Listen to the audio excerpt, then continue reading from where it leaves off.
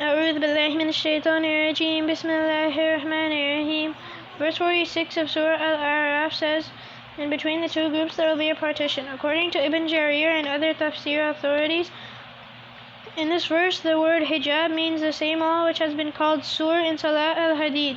The top portion of the wall is known as Al-A'raf because it is the plural form of Urf, and Urf refers to the top portion of everything, as it is distinct and recognizable from a distance. From this explanation, we know that the top portion of the partition wall between paradise and hell is the Araf. Then the verse of the surah tells us that on the day of resurrection there will be some people at this place who will be seeing the happenings in paradise and hell. Both will be talking to people and will be talking to people on both sides. As for who these people shall be and why they would be made to stop here, it is something in which commentators differ and the narrations of hadith vary. But what is sound, weighty, and acceptable with the majority of commentators is that these people will be the ones whose good and bad deeds will come out equal in weight on the scale of deeds.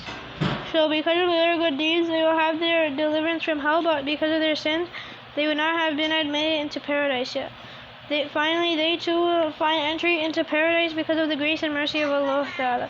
This is what Sayyidina Hudhayfa, Ibn Masud, and Ibn Abbas from among the Sahaba, as well as other Sahaba and Tabi'een say. Then in it converged narrations of hadith reported variously. Ibn Jarir reports from Sayyidina Hudhayfa that Rasulullah ﷺ was asked about the people of Araf. He said, "These are people whose good and bad deeds will be equal. Therefore from Jahannam they stand delivered, but in Jannah they have not entered yet." They were stopped at this place of the Araf until the process of accounting deeds and the judgment is over. Their fate would be decided after that, and ultimately they will be forgiven and admitted into Jannah. There is a narration from Sayyidina Jabir ibn Abdullah, reported by Ibn Mardawayh, in which it is said that Rasulullah ﷺ was asked as to who were the people of Araf.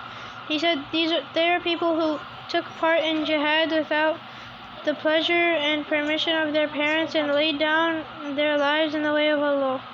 So the disobedience to parents stopped them from entering into the paradise, and their shahada in the way of Allah stopped them from entering into the hell. The two hadith quoted above have no element of contradiction. Instead of that, this hadith is an example of those whose virtues and vices are equal in the same degree as here, martyrdom in the way of Allah on one side and disobedience to parents on the other. The scale is equal.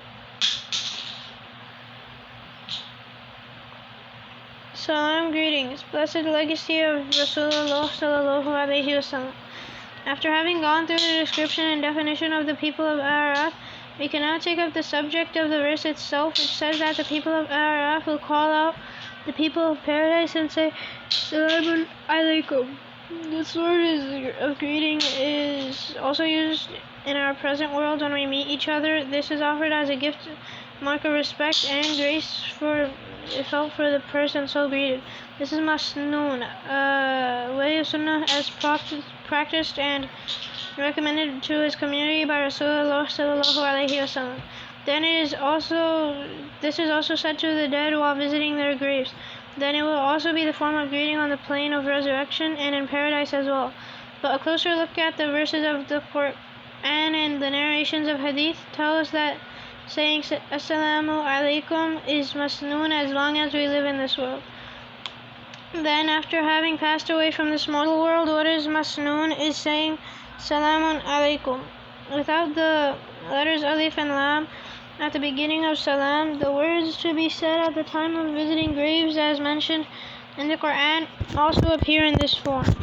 That is, peace on you, Salamun alaikum, for that you observed patience. Then fair is the ultimate abode, 1324. And when the angels will receive the people of paradise, this word appears in the same form there too.